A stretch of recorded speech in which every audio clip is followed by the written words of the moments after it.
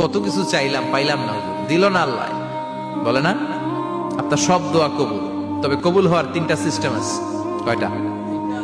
চান্দুল্লার ভাইয়েরা মনে থাকবে কয়টা? আপনি যত দোয়া করছেন সব কবুল, কারণ আল্লাহর কাছে কিছু চাইলে আল্লাহ ফিরাইয়া দিতে জানে না। আল্লাহ জানেই না কেমনে ফিরাইয়া দিতে হয়। সুবহানাল্লাহ কোন?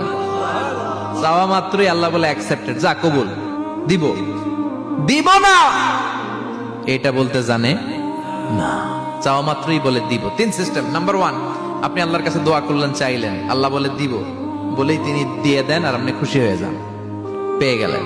নাম্বার টু, আপনি আল্লাহর কাছে দোয়া করলেন, চাইলেন, তখনও আল্লাহ বলে দিব, তবে এখন না, সবুর, একটু পরে দিব। কখন দিলে আমার জন্য ভালো, আমার চেয়ে ভালো জানে কে, পরে দিবে।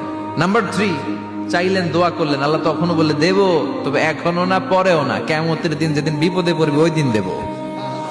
যেদিন তোর বাবা তোরে চিনবে না, তোর মা তোরে চিনবে না, বন্ধু বন্ধুরে চিনবে না, পীর সাহেব মুরিদরে চিনবে না, মুরিদ পীর সাহেবরে চিনবে না, ইমাম সাহেব মুসল্লিরে চিনবে না, মুসল্লি ইমাম সাহেবরে চিনবে না, কেউ কাউরে চিনবে না। ওই কঠিন দিনে তোরে আমি বাঁচাইয়া দেব।